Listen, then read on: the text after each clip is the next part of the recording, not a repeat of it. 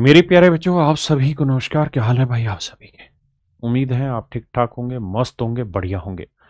मेरे नन्हे मुन्ने प्यारे बच्चों, आइए आज हम आगे बढ़ते हैं और प्रॉफिट एंड लॉस की ही सेकंड टाइप की तरफ आगे चलते हैं। मुझे पूरी उम्मीद है कि आपको मज़ा आ रहा होगा पढ़ के, बढ़िया लग रहा है जी। और एक ही फालतू के कमेंट प्रैक्टिस क्लास में बिल्कुल भी ना किया करो। यहाँ सिर्फ और सिर्फ एक ही चीज़ के कमेंट होने चाहिए कि जो पढ़ रहे हैं वो समझ आ रहा है कि नहीं आ रहा। क्या आप प्रॉफिट एंड लॉस की प्रैक्टिस कर चुके हैं कि नहीं कर चुके? बस ये चीजें ध्यान देनी और कुछ नहीं। आई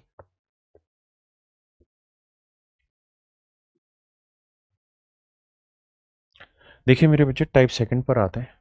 सवाल में कह रहा है लाभ प्रतिशत निकालिए, यह मानते हुए कि सीधी ने अपने स्कूटर को इतने रुपए में बेचा जिसमें उसे बिक्री मूल्य का 1/3वां हिस्सा लाभ प्राप्त हुआ। देखिए हमसे पूछा लाभ प्रतिशत। आप और मैं मिलके जानते हैं, जब भी हमसे प्रॉफिट पूछा जाए ना, परसेंटेज पूछा जाए, रेशियो पूछा जाए, फ्रैक्शन पूछा जाए, तो वहां हमें रियल वैल्यू लेने की जरूरत नहीं होती। यहां वो ये कह रहा है कि भाई जो सेलिंग प्राइस है उसका 1/3 उसे प्रॉफिट होता है। यानी सेलिंग प्राइस 3 है मेरे बच्चे, तो एक का लाभ होता है, तो कॉस्ट प्राइस कितना रहा? 2। तो कह रहा प्रॉफिट परसेंट बताओ, तो एक्चुअल में एक का प्रॉफिट 2 पे, तो 100 पे कितना? तो आंसर आएगा मेरे प्यारे बच्चों 50%। यानी सच मायने में 50% का कुल मिला के उसे प्रॉफिट होता है। सवाल में कह रहा है लाभ प्रतिशत निकालिए, ये मानते हुए कि अनुभा ने अपनी स्कूटर इतने रुपए में बेची जिसमें उसे बिक्री मूल्य का 1/6वां लाभ हुआ। यानी मेरे बच्चे सेलिंग प्राइस अगर 6 है तो प्रॉफिट 1 यूनिट हुआ। सेलिंग प्राइस का 1/6 भाग यानी प्रॉफिट 1 यूनिट हुआ, तो सीपी कितना होगा मेरे बच्चे? 5। तो हम कहेंगे जी एक का प्रॉफिट 5 पे, तो 100 पे कितना? तो आंसर होगा जी 20%। कितना मेरे बच्चे? 20%।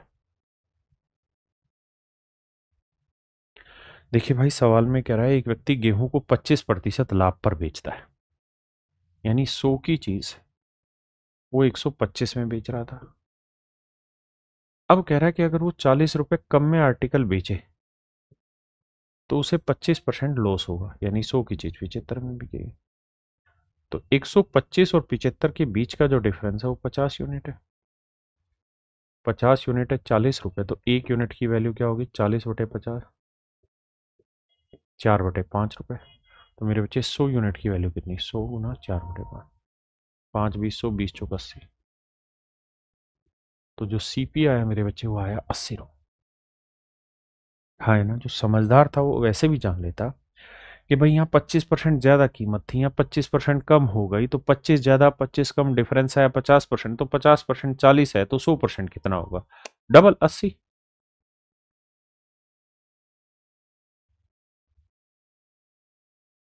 कह रहा जी एक आदमी 325 रुपए में एक आर्टिकल बेचता है तो 30% का प्रॉफिट होता।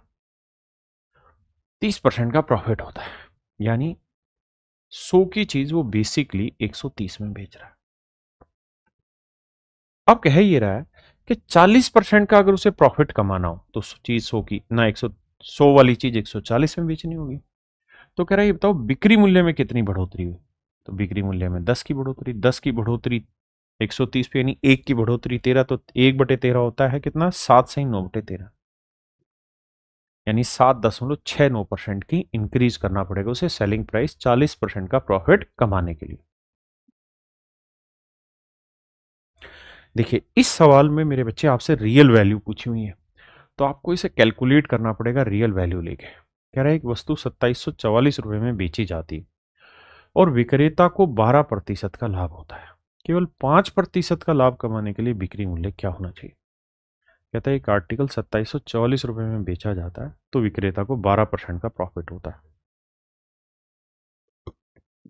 100 की चीज 112, और कह रहा है 5% का प्रॉफिट कमाए तो कितने में बिकेगी? तो 100 की चीज 105 में बिकेगी। यही तो कह रहा है। कह रहा 5% का प्रॉफिट कमाना होता तो 105 में, यानी जो चीज 112 में बिक रही थी अब वो चीज 105 में बिकेगी। तो मेरे बच्चे अगर मैं इनका रेशो ले दूं तो 16 7 112, 15 7 105, 7 से दोनों कट रहे हैं। इसका मतलब जो चीज पहले 16 यूनिट में बिक रही थी अब बिकेगी 15 यूनिट में। आपने कहा जी मामला तो सेट है। तो दो तरीके से कर सकते हैं। पहला तरीका तो ये कि भाई 16 यूनिट रिप्रेजेंट कर रहा है 2744 को,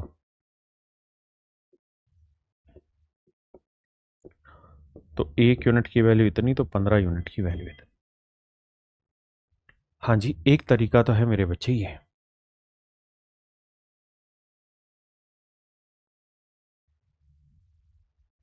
दूसरा तरीका यह है कि अगर आप ध्यान देंगे तो जो ओरिजिनल कीमत है उसका 1/16 की तो कमी होगी, तो सीधा 2744 का 1/16 निकाल लो और वो इसमें से घटा दो।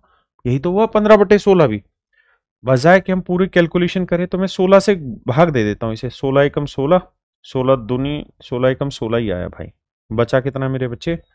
16 के बाद बच गया 11, तो 114 है। अब 16 पंजे 16 6 96, 16 साते 112, तो बचा 2। 2 के बाद 16 एकम 16, यानी लगभग 171 इसमें से घटा दो। अगर मैं 171 लगभग इसमें से घटा दूं मेरे बच्चे, तो मेरा जो आंसर आएगा, अबे नाराज क्यों हो रहा है, तो 4 में, अबे 4 में 1 गया 3, 14 में 7 गया 7, 6 में 1 गया 5, तो 2573 के आसपास मेरा आंसर आना चाहिए। तो 2500, यहाँ तो 2500 है ही नहीं ना, यहाँ 2500, मतलब 2573 के नजदीक तो यही ऑप्शन है। दूसरा तरीका ये था कि मैं इसे 16 से गुना भाग दूं, 15 से गुना करूं। तो बेटर तरीका ये कि यार 1/16 की कमी करो, तो सीधा 16 1/16 निकाल के घटा दो, डायरेक्ट ही आंसर आ जाएगा। देखिए भैया, कह रहे एक दुकानदार ने अपने सामान को सूची मूल्य के आधे पर बेचा, इस प्रकार 17% का नुकसान उठाया।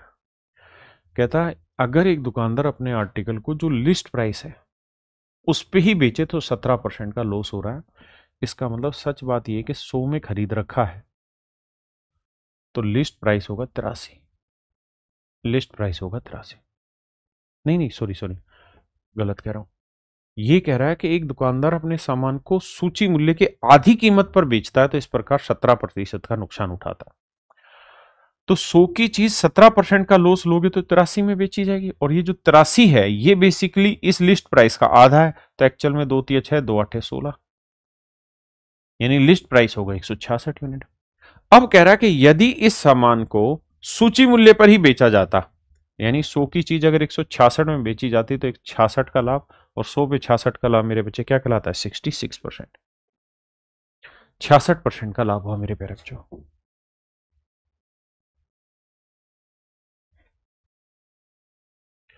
आइए भैया, एक व्यापारी एक वस्तु को 20% लाभ पर बेचता है।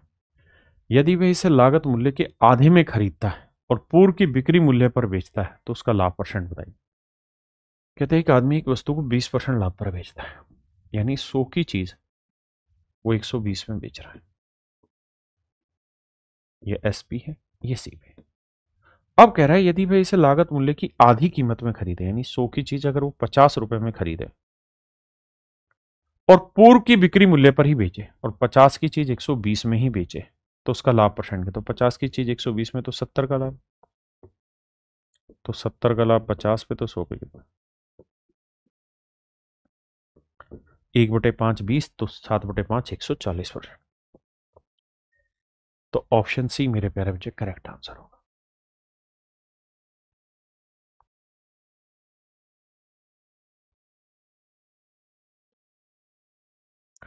देखिए यार, सवाल में कह रहा है यदि एक वस्तु के बिक्री मूल्य को 2 गुना किया जाता है तो लाभ 4 गुना हो जाता है, यानी ये सीपी है, ये सेलिंग प्राइस है।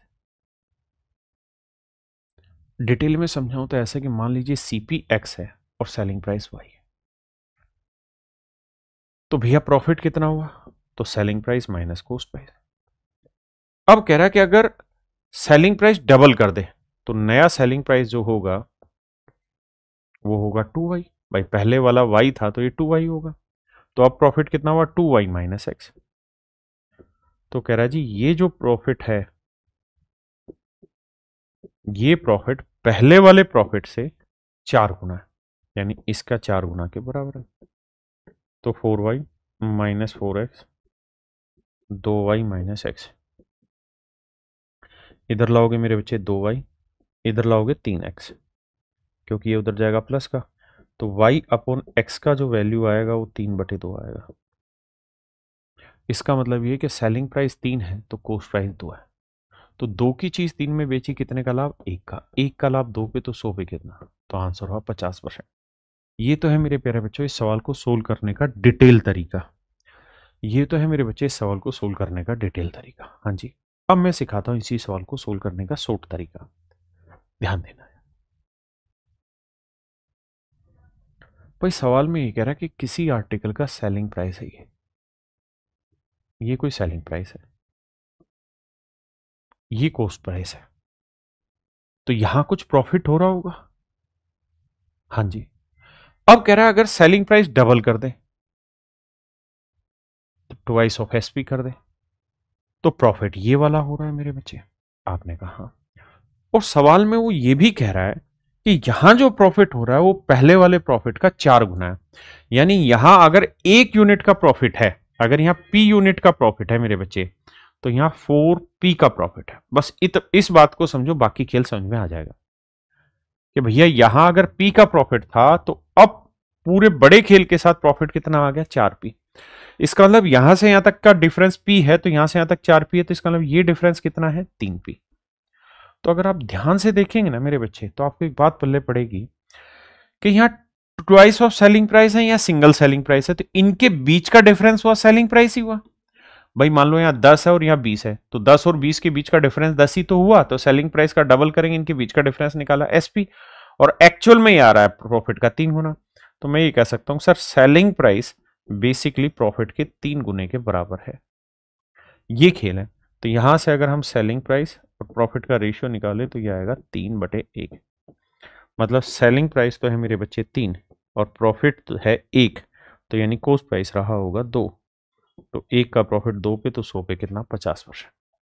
ये सारा खेल इंटेलेक्चुअल है, माइंड का है कि आप कितना माइंड लगा के चीजों को समझ रहे हैं बजाय के रटने के। हाँ जी, आइए जी।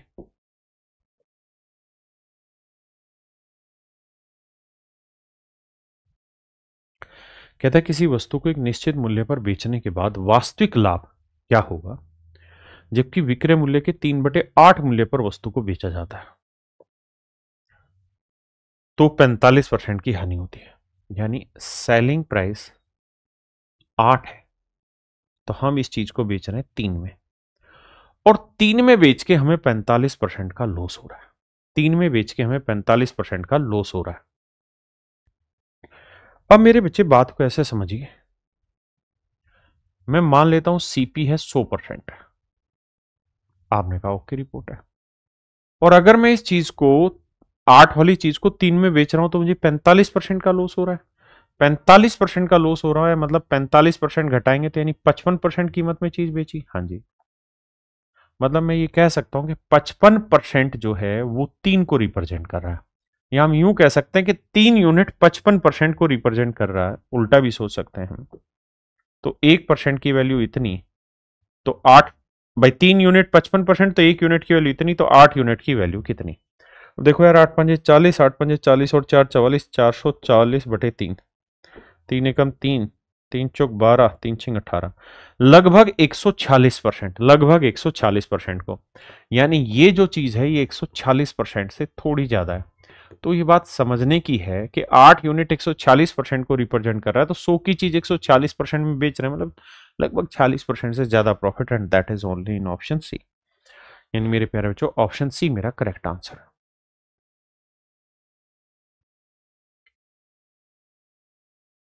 देखिए भाई सेम ही सवाल है। कहते हैं एक वस्तु को उसकी सामान्य बिक्री मूल्य के 9/10 में बेचते हैं, यानी नॉर्मल सेलिंग प्राइस 10 है तो हम बेच रहे हैं 9 में, तो कहता है इसमें 20% का प्रॉफिट होता है।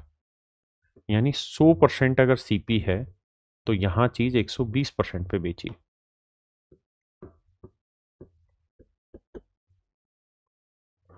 यदि इसे सामान्य बिक्री मूल्य पर बेचा जाता तो उस पर कितना लाभ परसेंट होता? तो सोचो यार, 9 यूनिट 120% को, तो 1 यूनिट की वैल्यू 9/120%, तो 10 यूनिट की वैल्यू कितनी?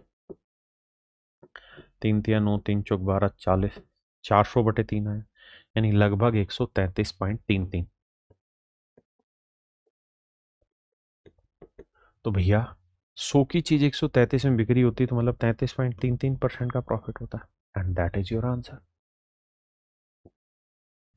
देखिए यार, ये सवाल है आरपीएफ एसआई 2024 का, बढ़िया सवाल है।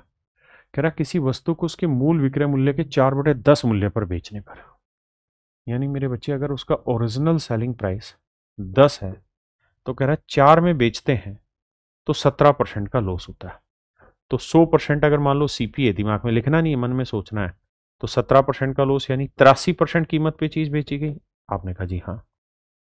तो कह रहा है यदि इस आर्टिकल को ओरिजिनल सेलिंग प्राइस के 88% पे बेचा जाए, तो ओरिजिनल सेलिंग प्राइस तो 10 था, 10 का 88% 8.8 पे, तो 8.8 में बेचा जाए तो क्या होगा?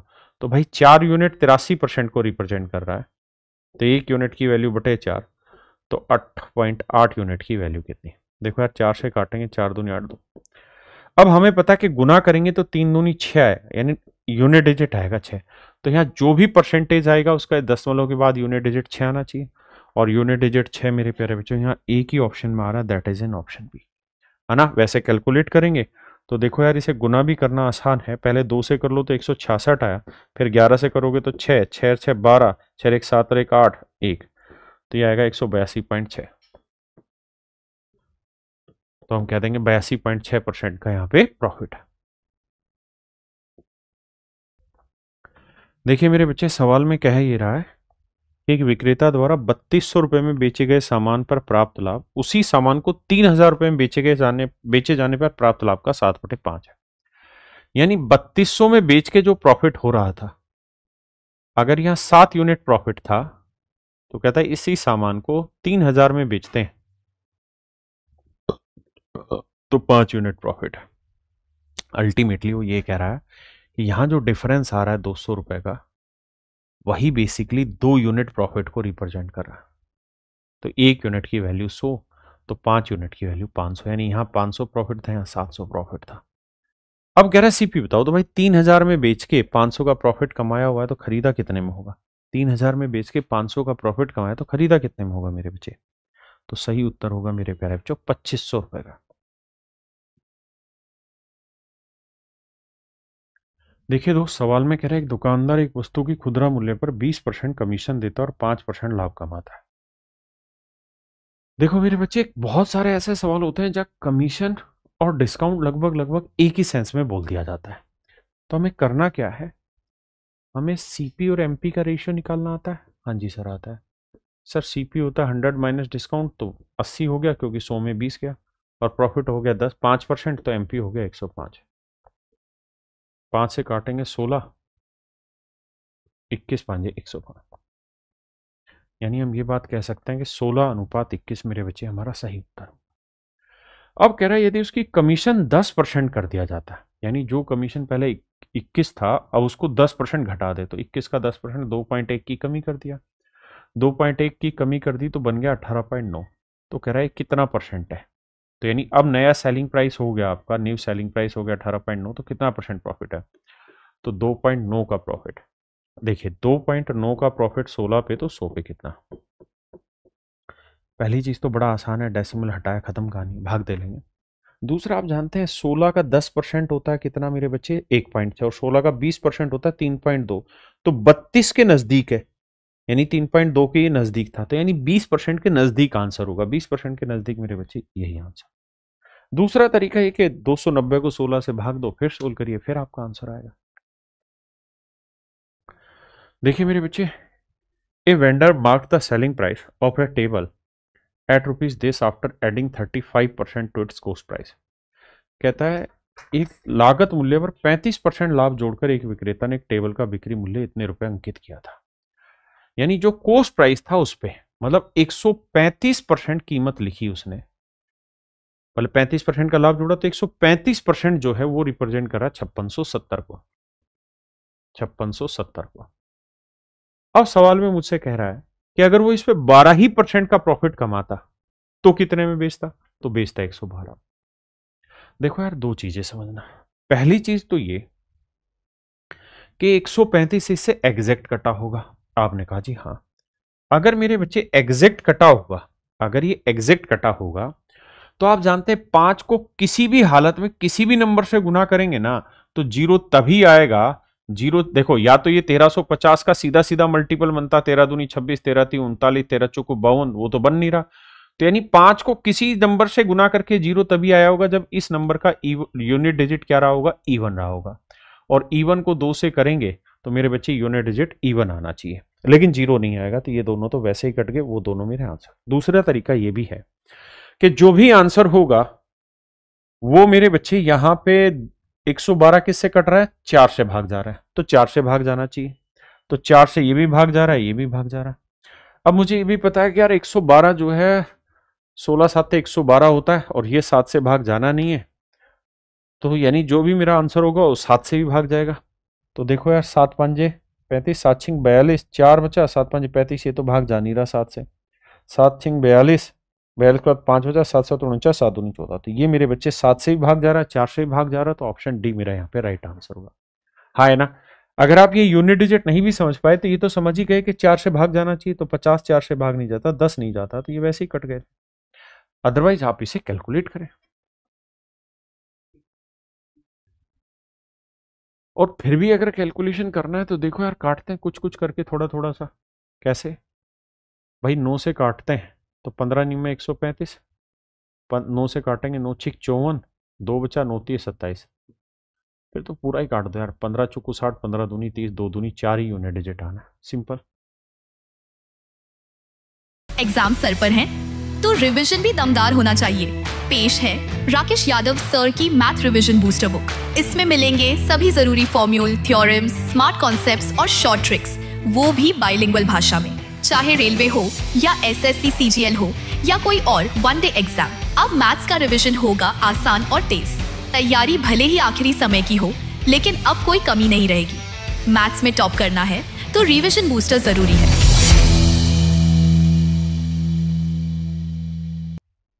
अब आते हैं मेरे बच्चे टाइप 3 पे।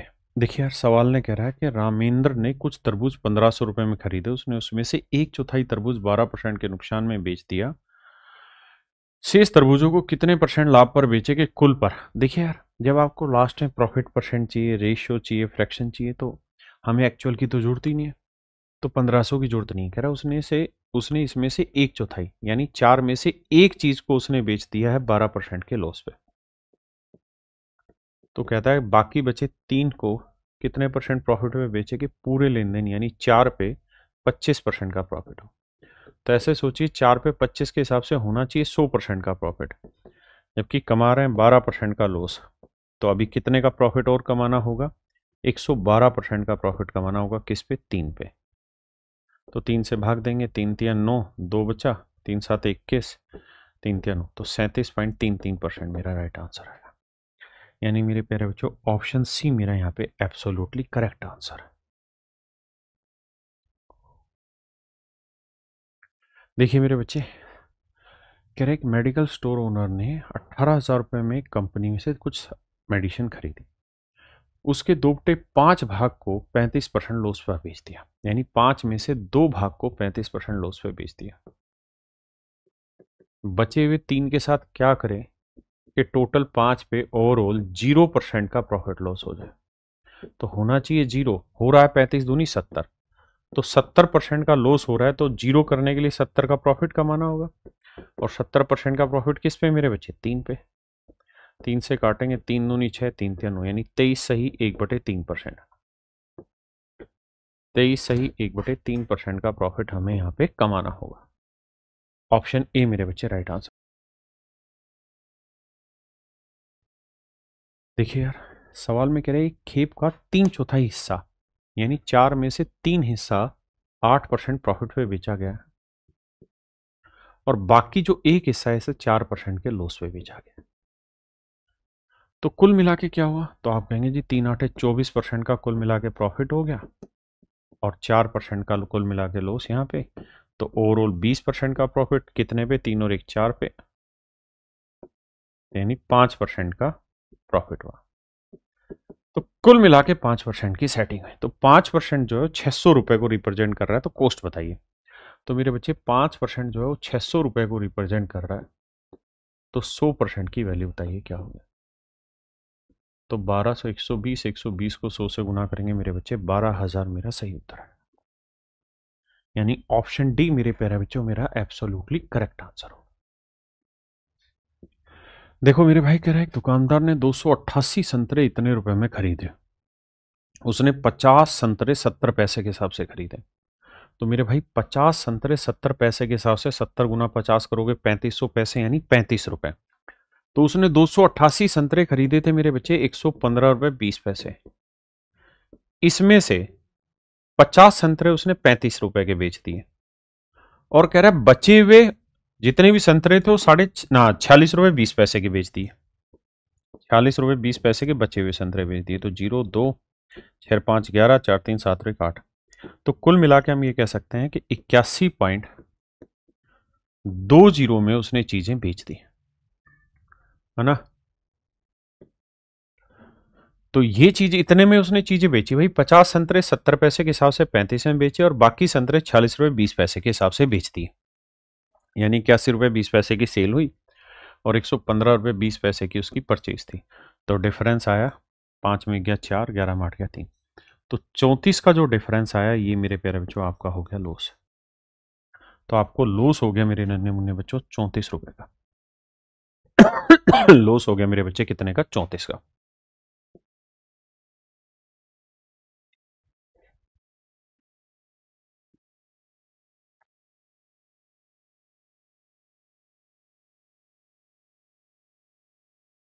देखिए भाई, कहता है जी रमेश ने 130 किताबें 200 रुपए पर किताब की दर से खरीदी। यहां मैं लिख रहा हूं बुक। तो कुल मिला के 130 किताबें उसने मेरे बच्चे खरीदी 200 रुपए के हिसाब से, यानी हर एक किताब की कीमत 200 रुपए। कहता है उसमें से आधी किताबें उसने 300 रुपए के भाव से बेच दी। तो 130 का आधा कितना हुआ? 65। तो 65 किताबें 300 रुपए के भाव से बेच दी। 300 के भाव से बेचने का मतलब है कि 200 की चीज 300 में बेचोगे, 100 का प्रॉफिट 200 पे, यानी 50% प्रॉफिट पे बेच दी। तो हम ये कह सकते हैं कि सर 65 किताबें उसने 50% प्रॉफिट पे बेच दी। उसने आधी किताबें 300 की बेच दी, और 1/5वां हिस्सा 350 रुपए प्रति किताब की दर से बेच दिया। तो 130 किताबें थी भाई, तो 130 का 1/5वां हिस्सा निकाल लो। 5 दूनी 10, 5 6 30, यानी 26 किताबें। तो 26 किताबें ऐसी थी, 26 किताबें मेरे प्यारे बच्चों ऐसी थी जो 1/5 350 रुपए के भाव से बेची। तो 200 की चीज 350 में बेचोगे, कितने का प्रॉफिट? 150 का। तो 200 पे 150 का प्रॉफिट कितना हुआ? 75% का, है ना। समझते हो ना, 200 पे 150 का प्रॉफिट 75% का। नहीं समझ में आए तो बताना भाई। 200 रुपए की चीज 350 बेचोगे तो 150 का प्रॉफिट 200 पे, तो 5 3 15 5 चौक 20, 3/4, यानी 75% का प्रॉफिट हुआ। और कहता है जो बाकी किताबें बच गई उनको किस रेट से बेचे, और बाकी किताबें खरीद मूल्य पर बेच दी। कह रहा बाकी जितनी भी किताबें बची वो 0 रुपए प्रॉफिट पे बेचिए, 0% प्रॉफिट पे बेचिए। तो ओवरऑल प्रॉफिट लॉस परसेंट बताइए।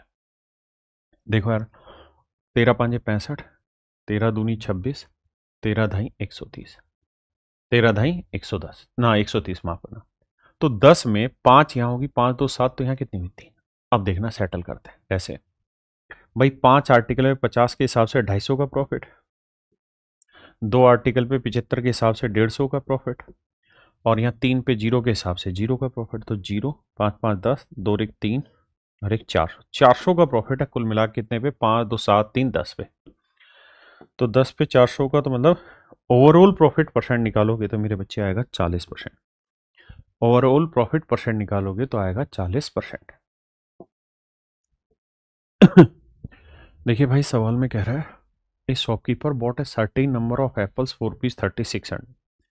कहता 3600 रुपए में कुछ सेब खरीदे उसने, उनमें से 1/5वां हिस्सा 10% नुकसान पर बेच दिया। 1/5 पार्ट जो है मेरे बच्चे वो 10% लॉस पे बेचा। लॉस का मतलब माइनस दिखा दो। शेष सेब का 1/4 हिस्सा, कहता अब जो बच गया रिमेनिंग का 1/4, रिमेनिंग का 1/4 5% लॉस पर बेचा।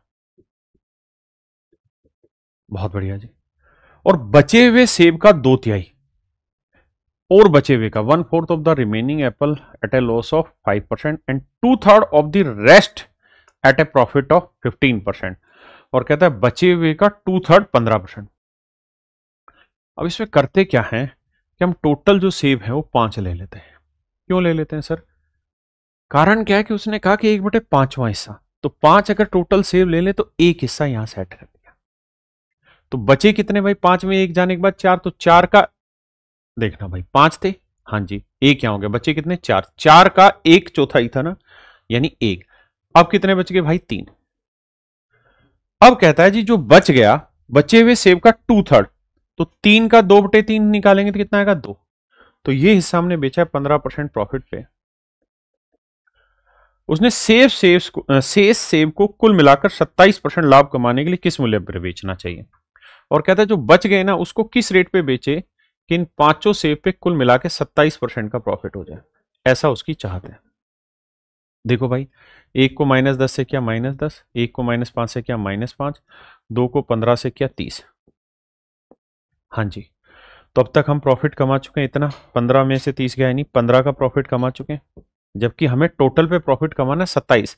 तो 5 7 35, 5 दूनी 10, और 5 7 35, 5 दूनी 10 और 3 13, यानी टोटल पे 135 का लाभ कमाना है। अब तक कमाया है 15 का, तो कितने का और लाभ कमाना होगा? 120 का। तो जो बचे हुए आर्टिकल है इस पे 120% का प्रॉफिट कमाना होगा। तो 5 में से 1 और 1 2 और 2 4, तो बचा 1। तो जो बचा हुआ आर्टिकल है इस पे अब हमें 120% प्रॉफिट कमाना होगा, तो जाके ओवरऑल हमें 27% प्रॉफिट तैयार बनेगा। अब कहानी को आगे समझना। देखो मैंने क्या लिए, 5 आर्टिकल ले लिए, 5 का 1/5 ले लिया, फिर बचे हुए का 1/4 ले लिया, फिर बचे हुए का 2/3 ले लिया, फिर जो बचा वो इतना। ओवरऑल प्रॉफिट मुझे 27% चाहिए, यहां से मैंने एवरेज कैलकुलेट कर लिया। अब कहानी आगे की। क्या सर? कहानी आगे की ये है सर कि सवाल में वो ये कह रहा है कि भाई यहां जो आर्टिकल है वो 120% प्रॉफिट पे हमें बेचना पड़ेगा, और ये एक्चुअल में है कितना हिस्सा?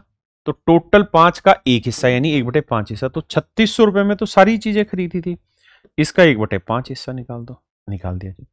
ये वो आर्टिकल आ गया जिसको हमें 120% प्रॉफिट में बेचना होगा। 120% की फ्रैक्शन 6/5, यानी 5 की चीज 6 का प्रॉफिट लेके 11 में बेचनी होगी, तो 11/5 में बेचनी होगी।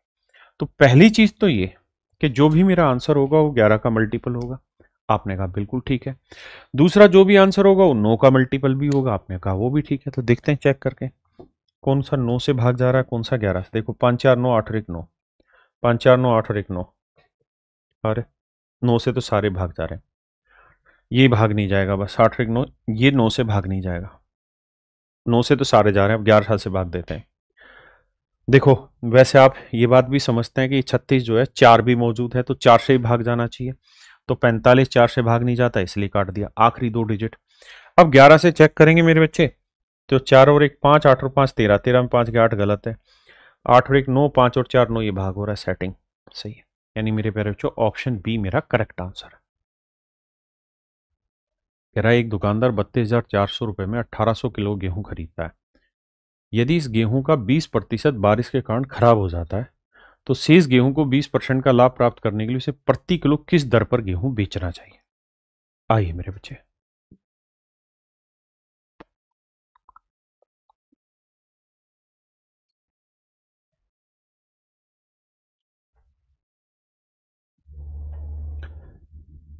अब हम करते क्या है, हमें एक बात तो समझ में आई कि भाई 32,400 रुपए में 1800 किलो चीज खरीदी। 18 का वर्ग होता है 324, यानी 18 किलो चीज मेरे बच्चे, ना 18 रुपए पर किलोग्राम के हिसाब से उसने एक्चुअल में चीज खरीदी थी। यानी जो खरीद के लाया था ना 1800 किलो चीज 32,400 की, वहां वो 18 रुपए पर किलोग्राम के हिसाब से चीज खरीद के लाया। ठीक है जी। अब कहता है जी रास्ते में आया तो 20% चीजें तो खराब हो गई। बड़े ध्यान से मेरी बात समझना, 20% चीज खराब हो गई मतलब मैं ये कह रहा हूं कि भाई मान लो 20% की फ्रैक्शन 1/5, कि अगर 5 किलो चीज वो लेके आया होगा, 5 किलो चीज खरीद के लाया होगा, खरीद के लाया होगा 5 किलो, अगर खरीद के लाया होगा मेरे बच्चे 5 किलो चीज, तो बेचेगा कितनी? 4 किलो ही बेचेगा। यानी खरीद के तो लाया था 5 किलो, बेचेगा, लेकिन बेच पाएगा कितनी? केवल 4 किलो। क्यों? क्योंकि जितनी भी चीज लाया होगा उसका 20% चीज स्पॉइल हो गई। लेकिन कहता है फिर भी वो ये चाहता है कि भाई शेष गेहूं को जब बेचे तो उसका लाभ जो हो वो 20% हो ओवरऑल। यही कह रहा है ना। Of this it is fall due to at what rate should he sell the rest to earn 20%। तो कहता है शेष को किस रेट से बेचे कि टोटल पे उसे 20% का प्रॉफिट हो जाए। देखिए यार, 20% का प्रॉफिट कमाना है तो मैं यहाँ पे 5 किलो चीज मैं ये मान लेता हूं कि 1 किलो चीज 1 रुपए पर किलोग्राम के भाव से खरीद के लाया होगा, तो 5 किलो चीज 5 के भाव से लाया होगा, 5 रुपए में लाया होगा। सिर्फ समझना, तो 5 किलो चीज 5 रुपए में लाया होगा, 20% का प्रॉफिट कमाना चाह रहा है, तो 5 की चीज 6 में वो बेचना चाह रहा है। मैंने 20% प्रॉफिट था इसीलिए यहां से रिलेट कर दिया। आपने कहा ओके, रिपोर्ट है। मतलब अगर 5 किलो चीज 5 रुपए में लाया होगा तो 6 रुपए में बेचना चाहेगा। आपने कहा ठीक है, लेकिन 5 किलो चीज बेचना तो चाह रहा था 6 में, लेकिन 1 किलो चीज खराब हो गई। लेकिन वो अब क्या चाह रहा है? अब वो ये चाह रहा है कि मैं 4 किलो चीज भी 6 में बेचूं, तभी तो मेरे को 20% प्रॉफिट होगा, क्योंकि प्रॉफिट तो वो अपनी कॉस्ट पे निकालेगा। अब मान लो तुम 100 रुपए के अंगूर लेके आए मार्केट से और तुम आगे बेचना चाह रहे हो, लेकिन रास्ते में कुछ अंगूर निकल के गिर गए, तो आपकी कॉस्ट थोड़ी घट गई, आपकी कॉस्ट तो अभी भी 100 की 100 ही रुपए रह गई। तो लॉजिक को समझना, कॉस्ट अभी भी वही है जो यहां थी।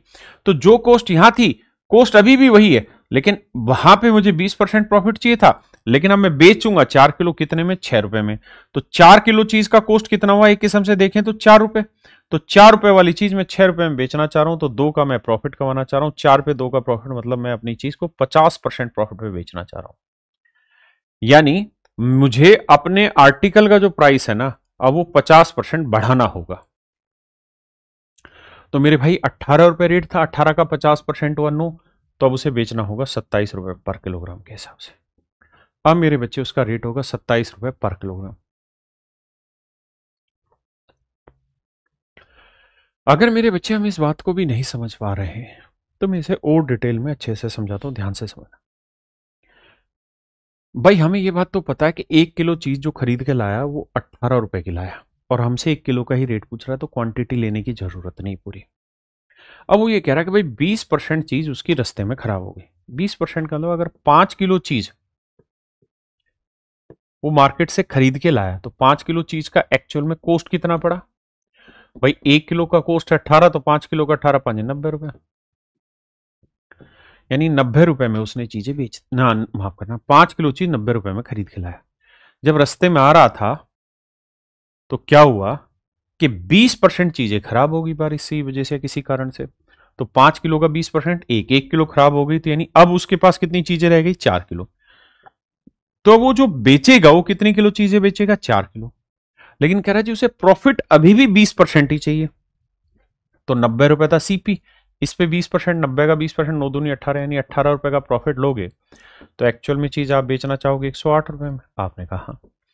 तो अब मेरे बच्चे 4 किलो चीज आपको 108 रुपए में बेचनी होगी। तो 1 किलो चीज कितने की बिकेगी? 4 दूनी 8, 4 7 28, यानी 27 रुपए पर किलोग्राम के भाव से अब आपको मेरे बच्चे चीजें बेचनी हो। यानी ऑप्शन ए आपका करेक्ट आंसर है। देखिए मेरे बच्चे, सवाल में कह रहा है आदित्य ने 1100 रुपए में 300 आम खरीदता है, इनमें से कुछ आम सड़े हुए होते हैं और फेंक दिए जाते हैं, वह बाकी आमों को 5 रुपए प्रति आम बेचता है और 150 रुपए का लाभ कमाता है। कहता है भाई आदित्य ने 1100 रुपए में 300 आम खरीदे, 1100 रुपए में 300 आम खरीदे, तो आप कुल मिला के ये समझो भाई 300 जो आम है वो 1100 रुपए में उसने खरीदे। अब कहता है इसमें से कुछ आम सड़े हुए थे इसलिए फेंक दिए गए, वह बाकी आमों को 5 रुपए प्रति आम बेचता है और 150 रुपए का प्रॉफिट कमाता है। तो 1100 में खरीदे, 150 का लाभ कमाया, इसका मतलब 1250 रुपए में उसने बाकी आम बेचे। और एक आम कितने का बिकता है? 5 का। 5 2 10, 5 5 25, यानी 250 आम उसने बेचे हैं 5 रुपए के भाव से। तो 300 आम थे, 250 बेचे हैं, तो इसका मतलब मेरे बच्चे बाकी 50 आम क्या हो गए? सड़ गए। तो 5 एकम 5 5 छिंग 30, 1/6 आम सड़ गए, यानी 16 से ही 2 3% आम ऐसे थे जो मेरे प्यारे बच्चों इनके सड़ गए। 16 से 2 3% आम सड़ गए। हाँ जी, कहता है एक फल विक्रेता 1200 रुपए में 480 केले खरीदता है। इनमें से कुछ केले सड़ गए और इसलिए उन्हें फेंक दिया गया। वह शेष केले को 3.5 रुपए प्रति केला में बेचता और 396 रुपए का लाभ कमाता है। कहता है 1200 रुपए में 480 केले खरीदे, 480 केले 1200 रुपए में खरीदे। फिर क्या हुआ जी? अब कहता है कि कुछ केले सड़ गए और बाकी केले को 3.5 रुपए के भाव से बेचा, 396 का प्रॉफिट कमाया। तो 396 का प्रॉफिट कमाया तो 6 9 3 2 5 यानी 1596 रुपए में चीजें बेची। और एक केला कितने का बेच रहा है वो? 3.5 रुपए का। तो देखो यार, पॉइंट हटाएंगे, 10 करेंगे, 5 दूनी 10, 5 7 35, 7 से काटेंगे, 7 दूनी 14, 1, 7 दूनी 14, 7 8 56। हाँ जी, तो 2 8 16, 2 दूनी 4 1 5, 2 दूनी 4, यानी 456 केले उसने बेचे। तो 480 में से मेरे बच्चे अगर 456 केले बेच दिए तो बचे कितने भाई? 24। तो 24 केले खराब, तो 24 से कम 24, 24 दूनी 48, तो 1/20 यानी 5% केले मेरे बच्चे खराब हो गए। 5% केले मेरे बच्चे खराब हो गए।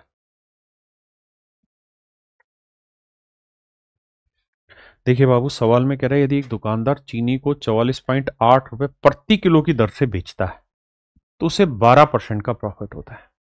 पानी के रिसाव के कारण चीनी का 1/5 हिस्सा खराब हो जाता है और शेष चीनी के लिए प्रति किलो कीमत कितनी होनी चाहिए जिससे दुकानदार को कुल मिला के 5% का प्रॉफिट हो? तो देखो यार, 5% का प्रॉफिट होने का मतलब है 105/100। तो पहली बात तो ये ध्यान रखना कि 105 7 से भाग जाता है, तो ऑप्शन में ढूंढ लो जो 7 से भाग जा रहा है, सीधा ही क्रैक हो जाएगा आंसर।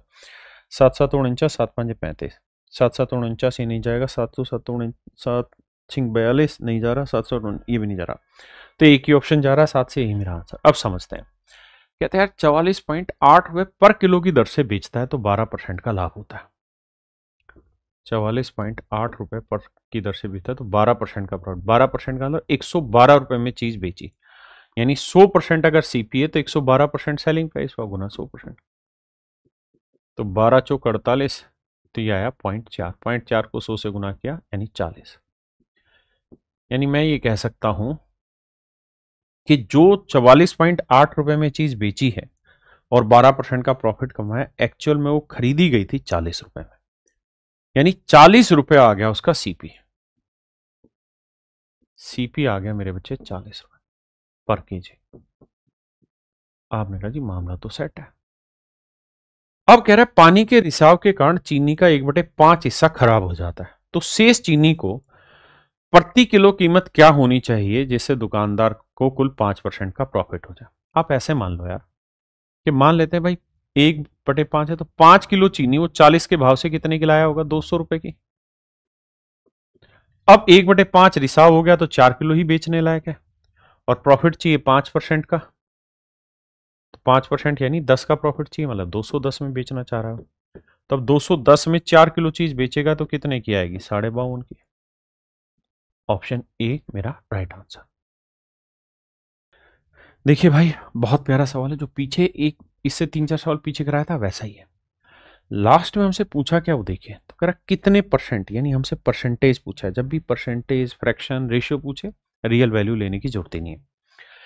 कह रहा है एक सब्जी विक्रेता ने आलू 19 रुपए के हिसाब से 100 किलो चीजें खरीदी, यानी मेरे बच्चे 100 किलो आलू है, 100 किलो आलू है। हाँ जी, उसने 60 किलो आलू, कहता है इसमें से 60 किलो आलू 50% के प्रॉफिट में बेच दिए। शेष स्टॉक का, तो 100 में से 60 क्या बचा? कितना? 40। 40 का आधा, आधा यानी 20 किलो आलू उसने 40% प्रॉफिट में बेच दिए। फिर उसने बचे हुए आलू का, तो 60 और 20 80 क्या? 20 बचा, 20 का आधा यानी 10 किलो आलू उसने मेरे भाई 25% प्रॉफिट में बेच दिए। तो कह रहा बाकी जो शेष बच गए 10 किलो, इसे किस रेट से बेचे कि टोटल पे जो प्रॉफिट हो जाए वो हो जाए 42%। टोटल पे प्रॉफिट हो जाए 42%। क्वांटिटी या रेशो ले लो। क्वांटिटी का रेशो लोगे तो मेरे बच्चे ये 1 बना, 10 से भाग देता जा रहा हूं सबको, ये 2 बना, ये 6 बना। यानी सच मायने में टोटल अगर हम 10 किलो आलू ले लें तो यही तो रेशियो सेटिंग हुई। अब वही एवरेज वाला कॉन्सेप्ट लगाते हैं, 6 5 30, 300% का प्रॉफिट हुआ, 2 चौक 8 80% का हो गया, 1 25 25% का हो गया। तो यहां प्रॉफिट हो रहा है मेरे बच्चे 405% का, और मुझे कुल मिला के 10 पे 42% के हिसाब से प्रॉफिट कमाना है 420 का। 420 का कमाना है, 405 कमा चुके हैं, तो कितना और कमाना होगा? 15% का। तो 15% का मतलब 15/100 यानी 0.15। यानी मेरे प्यारे बच्चों ऑप्शन डी मेरा राइट आंसर, ऑप्शन डी मेरा राइट आंसर। एक्चुअल क्वांटिटी की कहीं जरूरत ही नहीं, हमें तो बस रेशियो लेना है। आते हैं मेरे बच्चे टाइप 4 पे। कह रहे एक दुकानदार ने एक वस्तु ए और बी को कुल मिला के 2540 रुपए में खरीदा। ए को 15% लाभ पे और बी को 25% के नुकसान पर बेचता है। ए का बिक्री मूल्य बी से 109 रुपए अधिक था। पूरे लेन देन में उसका लाभ या हानि प्रतिशत क्या था? यह हमारा सवाल। देखिए मेरे बच्चे, ये इक्वेशन वाली टाइप है, यहां हर एक सवाल में इक्वेशन ही बनेगी, तो आपको इक्वेशन से डरना नहीं है। थोड़े मुश्किल सवाल हैं, ये वो सवाल हैं जिन्हें कोई टीचर पढ़ाता नहीं है, लेकिन पेपर में आए हुए सवाल हैं, और हमारी पहली जिम्मेदारी कि आपको एग्जैक्टली वो सारी चीज़ें कराई जाएं जो आपके पेपर में आनी है। तो देखिए मेरे बच्चे, सवाल में कह रहा है एक दुकानदार ने दो वस्तु ए और बी को 2540 रुपए में खरीदा। ए और बी दो आर्टिकल हैं, 2540 रुपए में हमने खरीदे। ठीक है जी। कहता है ए को 15% प्रॉफिट पे बेचा। 15% की फ्रैक्शन 3/20 मेरे बच्चे। 3/20 का मतलब ए को अगर हमने 20 में खरीदा है तो 3 का लाभ लेके 23 में बेचा। ये सीपी, ये एसपी। और कह रहा है बी को 25% लॉस पे बेचा। 25% की फ्रैक्शन 1/4 यानी बी को 4 में खरीदा तो 1 का लॉस लेके 3 में बेचा। लेकिन समस्या ये है कि यहां ना तो ये दे रखा कि दोनों का सीपी सेम है, या दोनों के सीपी में कोई रेशियो, या दोनों का एसपी सेम है, या दोनों के प्रॉफिट अमाउंट और प्रॉफिट और लॉस सेम है, ऐसा कुछ दे नहीं रखा। तो बड़ी मजबूरी है सवाल में करने की कि क्या किया जाए। तो बाबू फिर इसको रियल इक्वेशन बना के ही करना होगा, और इसका तरीका फिर यही है कि ए को आप मान लीजिए कि ए आर्टिकल का सीपी 20x है, इसको थोड़ी देर के लिए छोड़ दीजिए, तो सेलिंग प्राइस 23x है। अब ये बताओ कि दोनों आर्टिकल कुल मिला के कितने में खरीदे थे? 2540 में। तो एक 20x का है तो दूसरा होगा 2540 माइनस 20x। और कोई उपाय नहीं है, कैलकुलेशन कितनी छोटी कर सकते हैं मैटर हुआ। ठीक है जी। तो भैया दूसरे आर्टिकल को जो हम सेल आउट करने लग रहे हैं ना, यानी 2540 माइनस 20x, ये हमारा दूसरा आर्टिकल का सीपी, और कहता हम इसे 25% लॉस पे दे रहे हैं। 25% मतलब 1/4 यानी 3/4 में दे रहे हैं।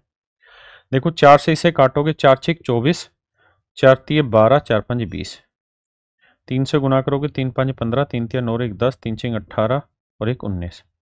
तो इसका सेलिंग प्राइस आएगा 1905 माइनस 4 5 20, 5 3 15x।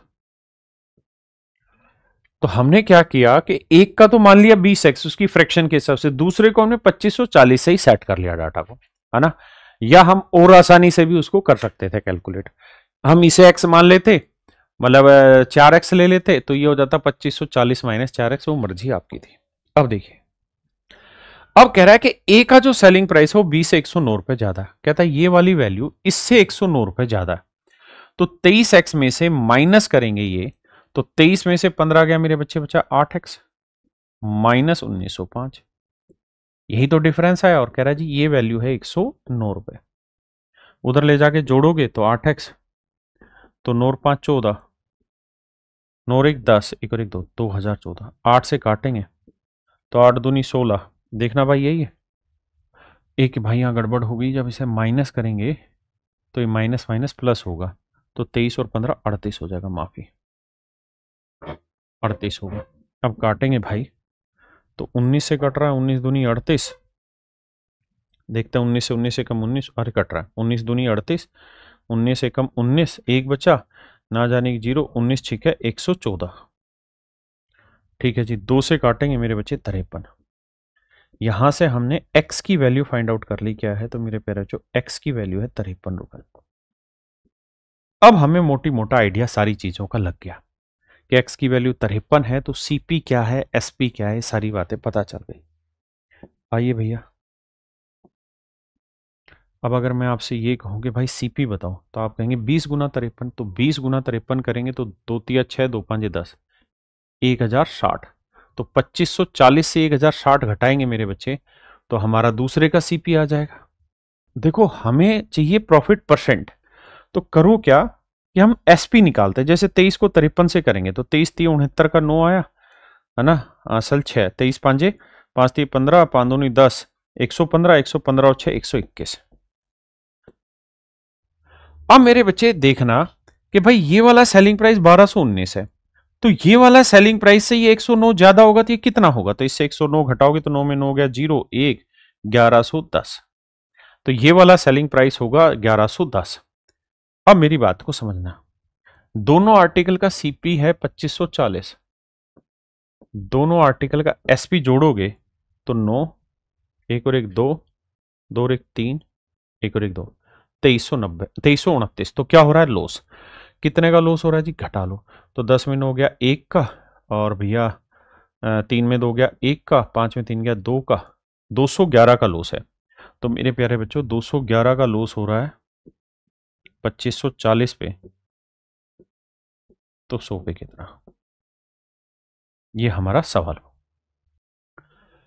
तो देखो मेरे बच्चे, 0 से 0 काटा, और कुछ काटने की जरूरत है नहीं, फिर गुना करने में उतनी दिक्कत होगी, तो इसे गुना करोगे तो ये आएगा 2110, है ना, डिवाइड बाई 254।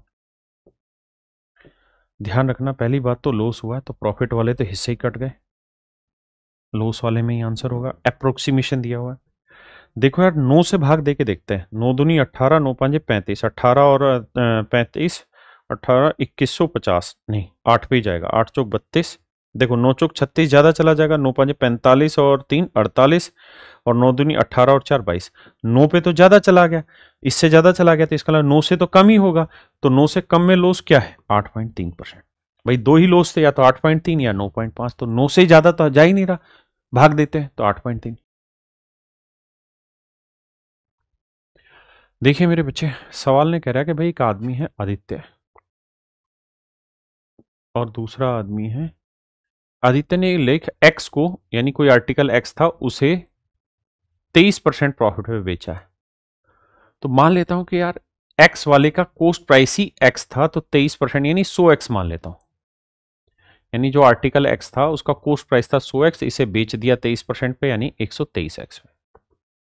बहुत बढ़िया। क्या था, एक्स ने तो 23% का प्रॉफिट कमाया, लेकिन जो वाई था उसने 13% का लॉस कमाया। और कहता है लेख लेख एक्स की लागत लेख वाई से 90 रुपए कम है, यानी एक्स की जो कोस्ट है वो वाई से 90 रुपए कम है, यानी वाई का से 90 कम है, तो ये होगा 100x जमा 90, तो इसका कोस्ट हुआ इतना। अब इस पे जो उसने प्रॉफिट कमाया मेरे प्यारे बच्चों, वो कितना प्रॉफिट कमाया? तो आप कह रहे हैं जी 13% का प्रॉफिट कमाया, या 13% का लॉस? 13% का लॉस कमाया। तो भैया बताओ 100x का 13% कितना हुआ? 13x, तो 13x का लॉस, और 90 का 13 नी में 117, तो ये आया 11.7, तो 11.7 का लॉस यहां कमा लिया। और यहां कितने का प्रॉफिट कमाया? 23x का। और हमने कुल मिला के क्या किया है? तो इतने का प्रॉफिट, इतने का लॉस, और कह रहा है कुल मिला के जो हमने प्रॉफिट कमाया वो 180 रुपए का कमाया।